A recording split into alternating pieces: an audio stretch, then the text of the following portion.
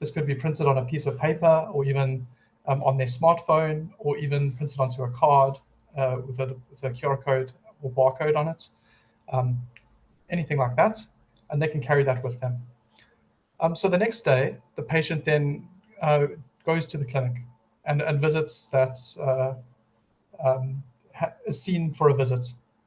At that point, what they can do is share the QR code that they received, that they registered for, and share that with the clinician or the registration clerk. And they can scan that, and the electronic medical record system is able to then gain access to their health information and import it into that electronic medical record system. They're also able to secure that data via a PIN, which the patient needs to share to actually allow that to happen. So just in case that link is ever shared without the patient's consent, there's actually a PIN that also goes with it that's optional, that can also be help protect that the access to that information. So the electronic medical record, if it supports smart health links, you could scan that code and automatically import all the data that it receives. That data is received in FHIR format, but the smart health links protocol is used to actually download that data. If the system, so that's sort of the happy case where the electronic medical record does support this sort of exchange, but we all know that that's not always the case, and it's actually quite difficult to do those integrations sometimes.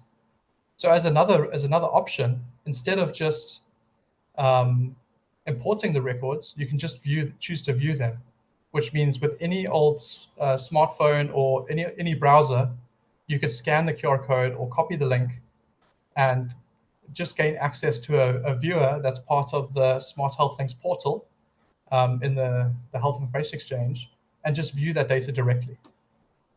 So in that case, you're not able to import it into the local electronic medical record system, but you at least can view it and view the latest summary of that patient.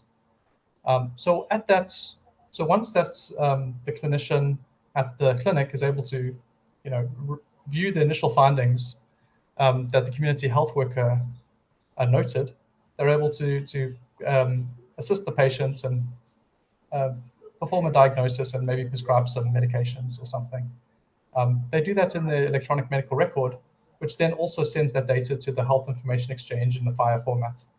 And once that's done, they conclude their visit. So the next week, we can imagine maybe they're back home, they've taken some meds, they're feeling a bit better. The community health worker decides to do a follow-up and comes to their household to see how they're doing. So what they can do at that point is check in on the patient and also, again, scan that same QR code that they originally created. And now the important thing to note is that that QR code links to live data within the Health Information Exchange. So every time you scan it, you're able to get the most up-to-date information for the most up-to-date summary for that patient. So they're able to again scan that code and see the outcome of the visits at the clinic, and see what medications they were prescribed, and maybe provide some advice to following through on a course of antibiotics or something like that. So once they do that, they're able to again see the summary of a patient and then guide them through the rest of their care. So this is something that is possible through the Smart Health Links portal. So essentially what it allows is the sharing of summaries basically anywhere that there's a browser, but also you can choose to import those directly into a system that does support the protocol specifically as well. So we think that's quite cool. So a little bit more about the protocol. There's a documentation page, and this is just a sort of an excerpt from that page. It describes the specification. So I'd suggest anyone that's really interested in this, give this a read. There's also some great videos on this that explains the technical reasoning behind it. And I believe it was originally prototyped by Josh Mandel, who's done some great work in this space to bring this to life. So props to him for all the work that he's done there. So this is, it's if you want the details of exactly how this works, have a look at this page. I have the link on the next page. So this is the actual link to that documentation. Okay, so just a little bit more about Smart Health Link. So it's a fairly new protocol. I don't see it widely used just yet, but I think it's very compelling. It basically works in a similar way to the Smart Health Card work that's been done previously that was, I think, adopted by many countries during COVID, where you can create this static card that you're able to scan and get health data from it. So that data would usually be in the format of a fire bundle that you're able to, maybe assert that you had certain vaccines during the pandemic, for example. So it works in a very similar way, except it alters what you can actually share. So instead of being a static piece of fire data that's encoded into a QR code, it can also just be a link. That's where the Smart Health Link part comes in. So it could just be a bundle of fire data, but it could also be a link to where to fetch that fire data. And it can also, the third part of that is it can also be linked to API access.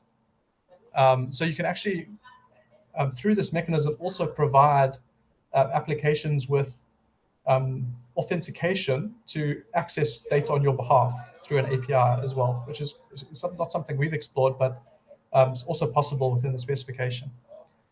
I think one of the key things about this is that it also puts the patient in control of their data. So the patient being in control of their data means that they actually have to physically share that QR code with someone to give them access to this. So it's a sort of consent where you don't have to manage the consent through particular policies, but the patient is physically in control of what happens to their data.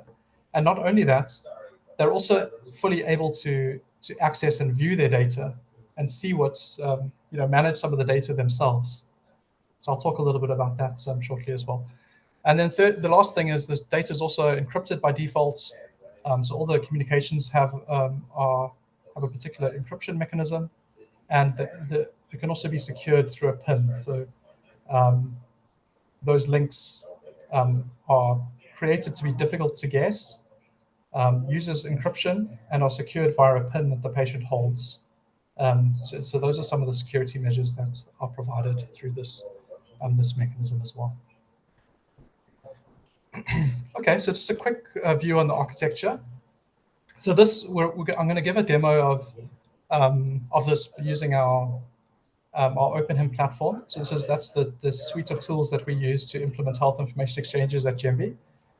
So this is a sort of high-level view of a piece of that. So we have the health facility on the bottom left, sending in fire data through the OpenHIM, which acts as our entry point into the health information exchange. We then have the data going to an MPI mediator. So this is some of the process that we do internally in our platform, which splits data between clinical data and patient demographics data. So the clinical data going to a Firestore. Typically, we use Happy Fire for this. And the patient demographics data going to a master patient index to do linking and matching. We have an internal tool called GemPR for that. And then what we've added for this demonstration, this prototype, is the Smart Health Links portal. So this is both a front-end application as well as a back-end service that manages some of the protocol aspects of Smart Health Links. And then the patient or community health worker deals through the portal, the web application, and the APIs of the Smart Health Links protocol to then view and retrieve that data. So in this particular case, this is sort of prototype work that we're working on. So most of this is correct, except we actually don't have the master patient index in the loop at the moment. That's something we're working on changing, but just for clarity, that's not something that's in the picture. It typically is, but in this Smart Health Links demo, it's not. So with that said, I think let's dive into a demo and see what we can show. Okay. So I'm just going to switch tabs. Just confirming you can definitely see my next tab.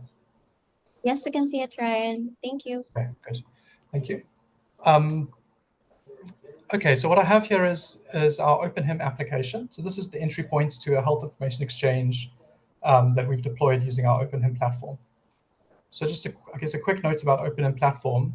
It's basically, we had the OpenHIM technology, which acts as an API gateway to health information exchanges and has been around for quite a while. Our platform is based on OpenHIM, plus it adds a bunch of other mediators and open source applications like HappyFire, like our master patient index, and a whole bunch of other applications around OpenHIM that allows it to act as a more full health information exchange. So that's what we based this off of. And here we can see that through the OpenHIM, we've had we've been posting some FHIR data. So there's a bunch of FHIR bundles that have been posted through here and stored some patients' information. So this is just some FHIR data. You can see we're adding some immunizations in this case to a particular record. And basically what we have is a bunch of that has already happened. So we've loaded this health information exchange with some FHIR data already. And that's stored, so that goes through the OpenHIM and gets stored into HappyFire, which is a FHIR database, a FHIR server. So that's really there. And then what we also have is our Smart Health Links portal. So this is a bit bare bones at the moment. So like I said, this is prototype stuff, and we're hoping to improve upon it. But this is the portal. So this is something that's then patient-facing.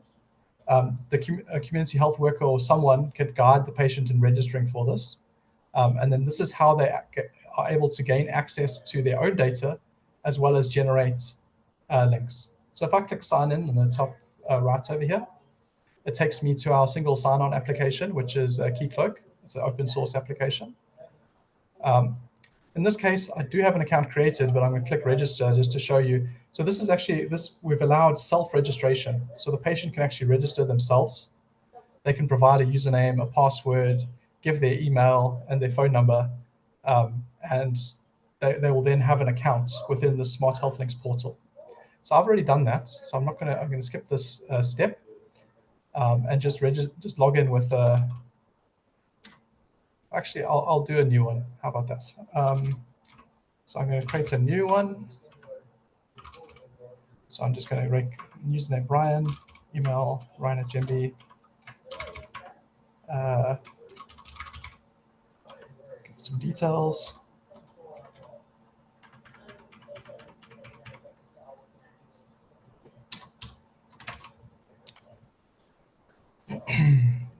I don't think that's required. Okay. So you can actually register yourself. What we do require is that you actually need to verify your email address with us. And this is for a very important reason. We don't want anyone just signing up, for the portal and pretending to be someone that they aren't. So we have to do some authentication process to make sure that the person who signs up is the patient that we have data for.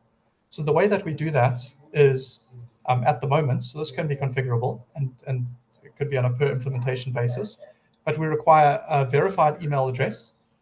And that email address is then what we use to link with the actual health data, which also has the patient's email address stored.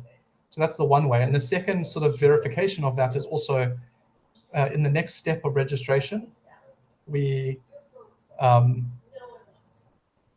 In the next step of registration, we also require that a national ID be supplied, and that must match the patient as well. So we're basically checking that the email that we have on file for that patient, this account has access to that email address, and that they can supply a national ID that's equal to that patient's national ID. So if I'm just going to go as an administrator and manually verify the email. So that's just an admin process. So if I refresh here, what you'll see is now that, so imagine that I went to my inbox, clicked verify, and that's what brought me here. I just did that as an administrator just to make it easy for myself because we don't have email sending enabled in this demo. So now the next thing that we get once we've verified our email is now you need to verify your user details. So we have a particular user ID that we can't edit. That's sort of internal, and then you must supply your national identifier. So that must match what we have stored in the patient's record in the FHIR database. Once you've done this, so maybe enter something, and then that will then give you access to the portal and link you to that particular patient. So it's saying that you are that patient in essence. Okay, so I have a pre-configured one, so I'm just going to quickly switch to that pre-configured one. So I'm just evicting myself from being logged in. Okay, so what I'll do now is I'll log in as someone who's already registered. So I'm going to log in as Martin, who's already gone through the registration process and linked up there to a particular patient that we've already saved in the FHIR database. So once we do that, we're now in the portal. We can log in, and the first thing that you can do as a patient is view your summary. So this basically pulls out data from Happy FHIR, puts it into, in this case, it's into an IPS format, so International Patient Summary. It could be any summary format that we really define, but IPS, there's already some support for it in Happy FHIR, so we built it off that.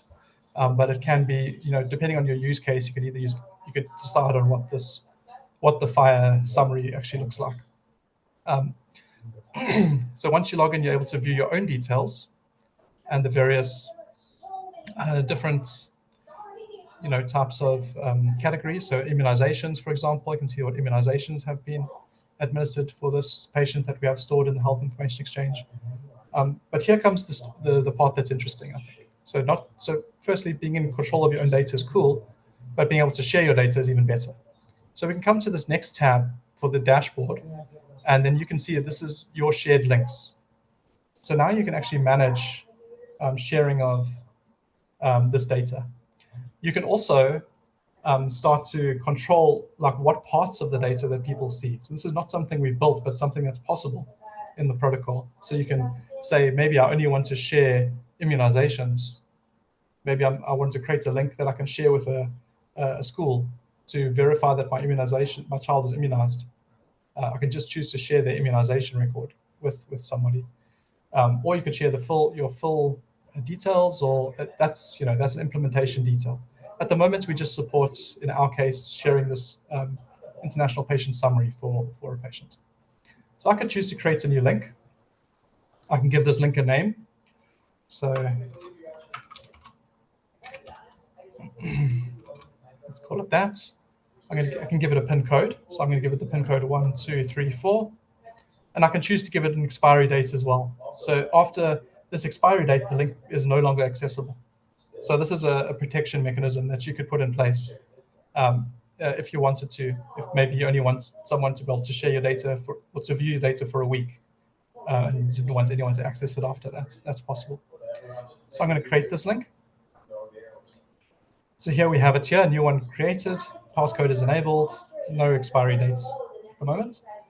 And what you then get is the ability to have a QR code, which represents that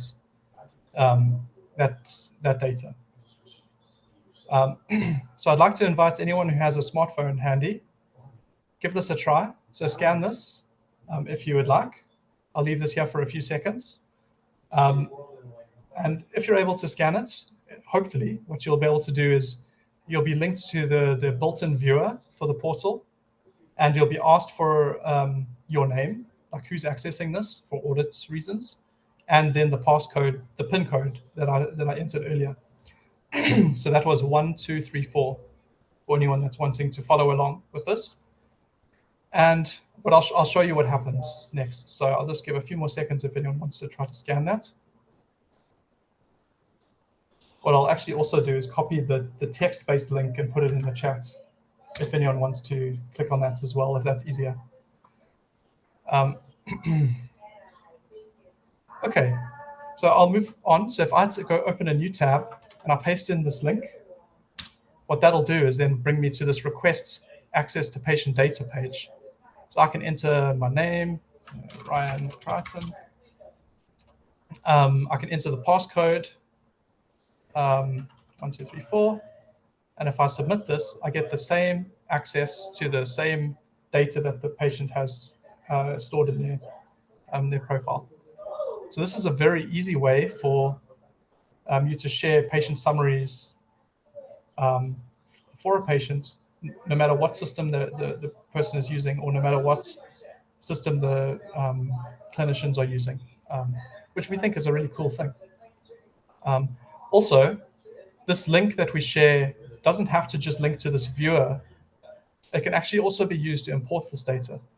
So if you just ignore the viewer part of the link, you can extract a URL that you can use to access the FHIR data directly. And that's exactly what this web application is doing in the background. So it's just doing that with a default viewer, but you can also do that internally in the EMR application if you want a tighter integration with this type of sharing.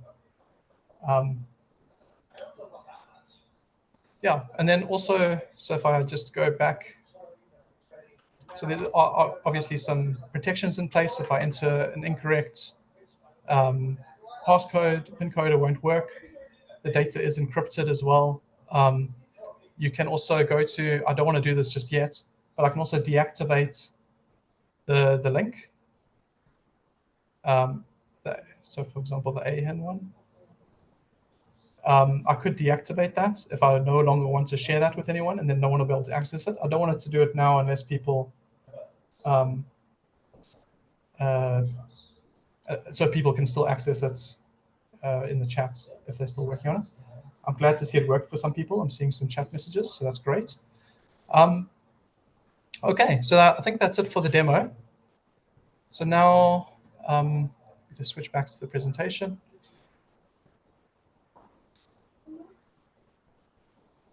I have a few more slides. Okay, so that concludes the demo. I hope that was useful. So we think it's really cool and a nice way to share these patient summaries and put patients in control of their data. So it's something we're obviously going to be building out into our own platform, OpenHIM Platform. This is a prototype. There's still a little bit of work to do until this actually is usable. If you are interested in our platform, you can check it out on GitHub. It is all free and open source. There's some documentation around it if you're interested. We have a community as well if you're interested in that, that you can join and come chat to us about. We're trying to get that community going. So please feel free. Like I said, this work isn't quite landed in the main branch on the open source application, but we do have some pull requests out to try to land this and get it all production ready. And that's going to be our goal. We just wanted to share the work so far because we think it's quite cool. Yeah, and I do also have a video. I won't. This is sorry. I'll stop that. If anyone's interested in learning more about our platform and other things it can do, they can also have a look here. I'm sure these slides will be shared after this webinar. And that's it. So I'm happy to take questions now, and I hope that was interesting.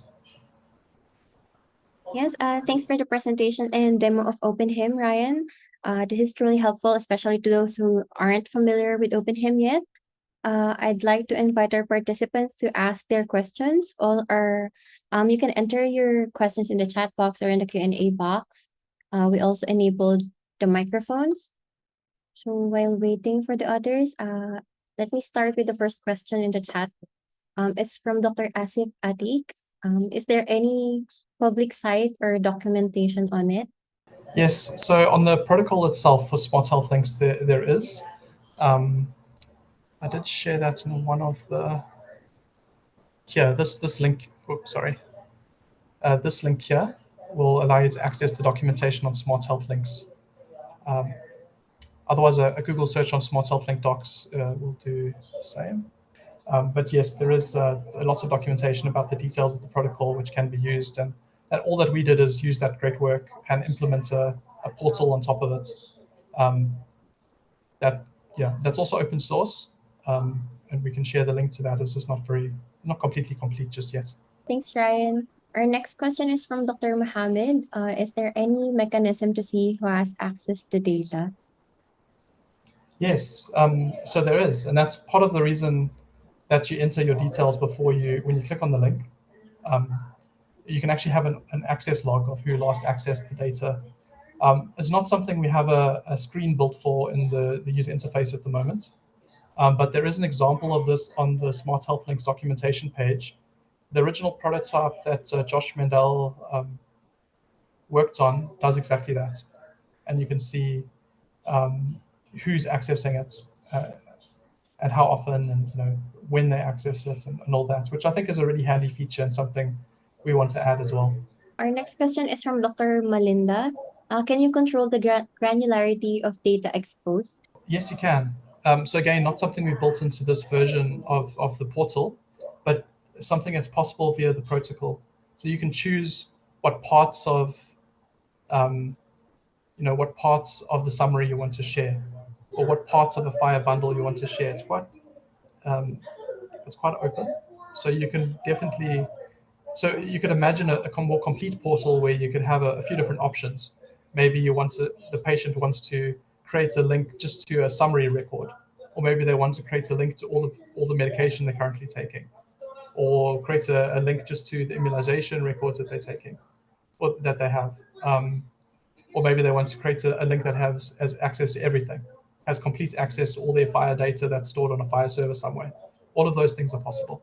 Thank you, Ryan. Our next question is from Dr. Alvin. Is it possible for the patient to trigger the Smart Health Link QR code generation? So yes, it is. So I mean, they will be the one that is able to access that portal themselves as a registered user, and create those links themselves, and then they could use their accounts with the portal to access that data as well, and manage the QR codes, the links that are generated, which are the QR codes. Our next is from Dr. Samiksha. If I have understood this correctly, patients themselves can control what they want to share. The question is, can health workers also ask patients during registration and categorize specific data if they're shareable or not, since all patients cannot and will not be able to control their data accessibility? So that's a good question. I don't really know the answer to that. I'm sure it would be possible in terms of like something that could be implemented into the portal to allow clinicians to request certain pieces of um, the patient's data, and then they could approve that. I guess it'll just be an additional workflow built into the web app that supports that. So I don't see why it's not possible, but I haven't. It's not something we've specifically thought about. Thanks, Ryan. Our next question is from Sir Keith from Anzil. So, are you using SNOMED CT for IPS in the records? I'd say probably, but I wasn't. I wasn't the one who actually coded this, so I can't tell you for sure. We did stick to pretty standard RPS, so I guess the best answer I can give is probably. Yes. No, thank you, Ryan. We have a question from Engineer Derek Ritz. So the EU is looking at this SHL or VHL for sharing patient summaries. Have you explored digital signing and or issues regarding data subsetting for the patient? Yeah, in terms of signing, I'm trying to remember exactly, but I think there is a signing process that's specified in the protocol. Um, I don't remember if it's optional or not. So we might already be doing that if it's non-optional. I don't remember exactly. In terms of data subsetting, um, yeah, I mean, definitely that. I think that's one of the key important things about this is really allowing the. Derek, do you want to? I see your hands raised. Do you want to talk to them? It's just an issue that came up, Ryan, if the patient summary is being shared for the purposes of care delivery.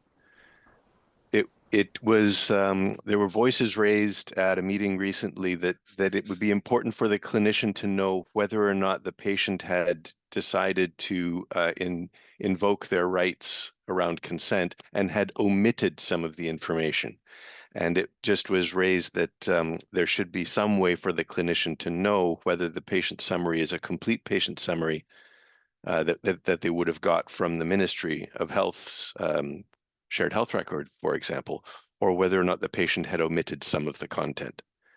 And one of the ways to operationalize that, of course, is with digital signatures. But it was a very interesting flip side to the patient empowerment and the agency that we want patients to have. But on the other side, clinicians have a medical legal responsibility regarding their care, and an important need to have either full content or to know they should be asking for more if things have been intentionally omitted from the patient summary.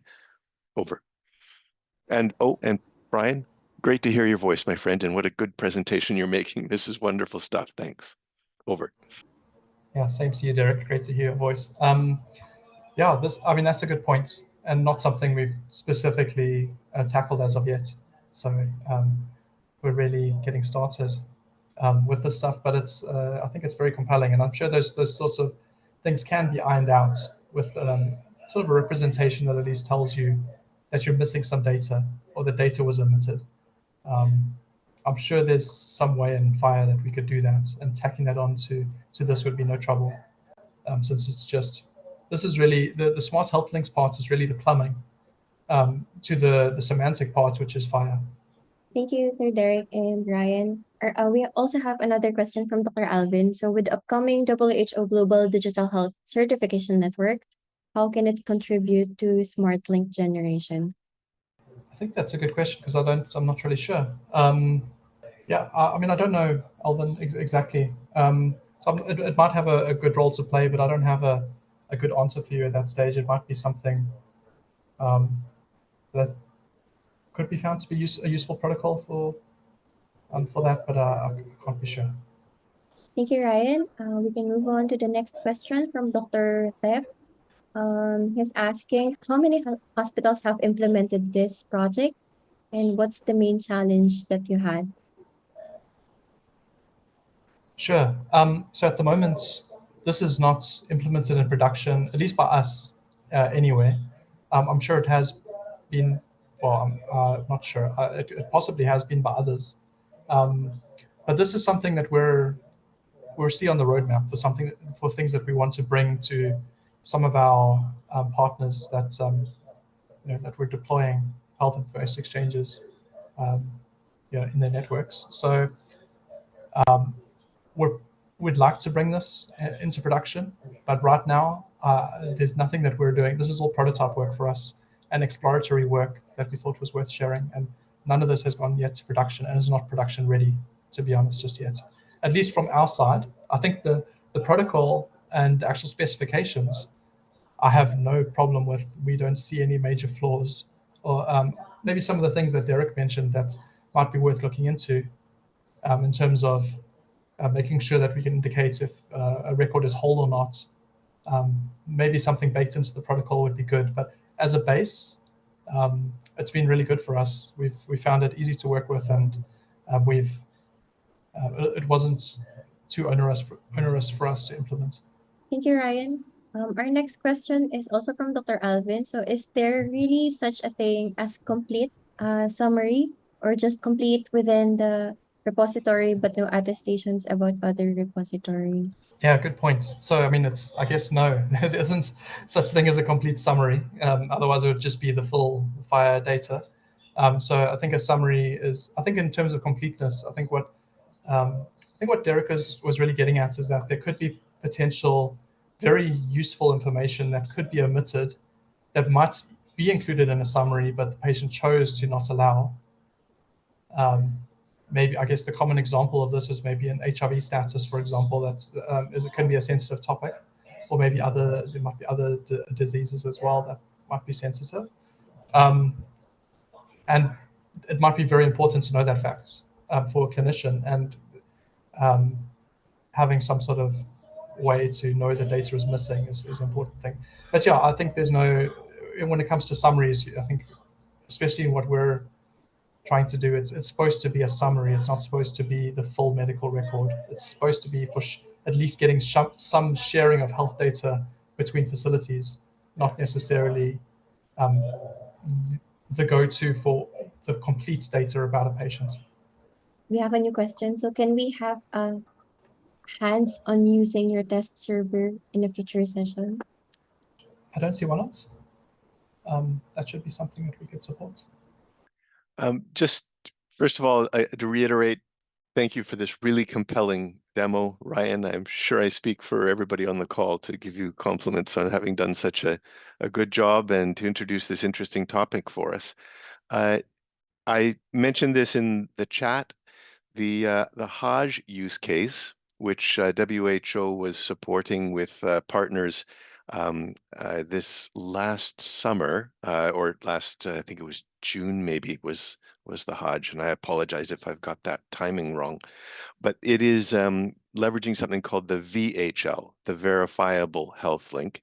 And the difference between the VHL and the SHL is that you can leverage a PKI signature on top of the QR code and show that this is a link that is pointing to a Ministry of Health patient summary, and the Ministry of Health's signature is on top. And that was intended to establish a trust network that could be used to say this is a patient summary that includes all of the data holdings that the ministry has, and that they're digitally signing on top of that. It's very interesting to me the ways that this notion of digital signing adds a trust layer on top of the use of an SHL for care purposes, for clinical purposes.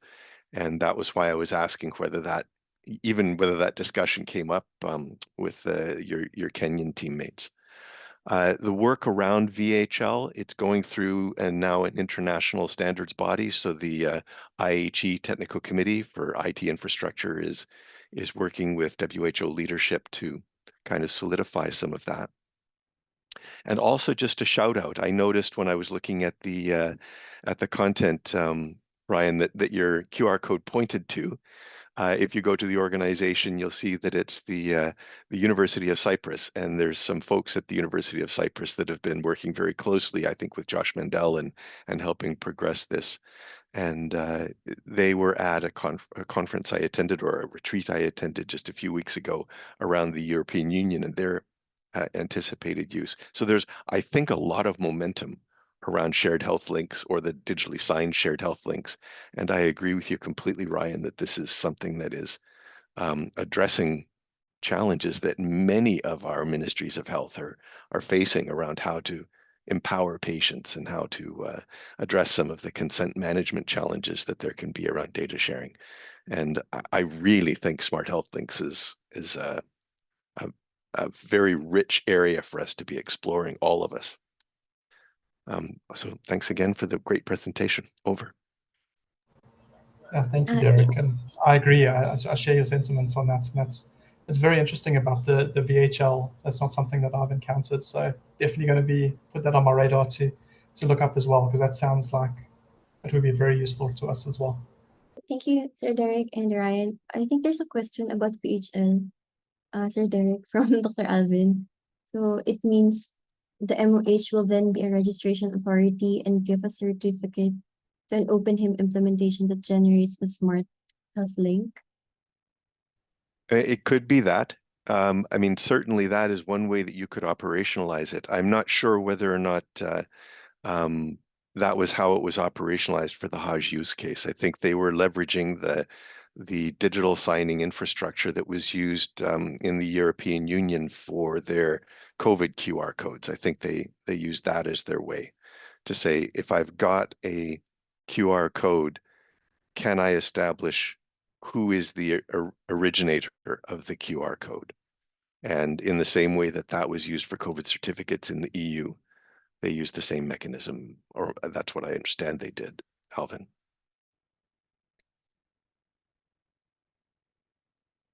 Great. Thank you, Sir Derek. It seems that's the last question for our session. So again, we'd like to thank Ryan for the presentation and demo, as well as to our participants for actively participating in tonight's session. We hope to see you again in our upcoming webinars. Thank you, everyone. Thank you, Chad. Thank you, Ryan. Thank you, Derek. Thanks, Good night, everybody. Thanks all. everyone. Thank you. Let's have another session, Ryan. Thank you.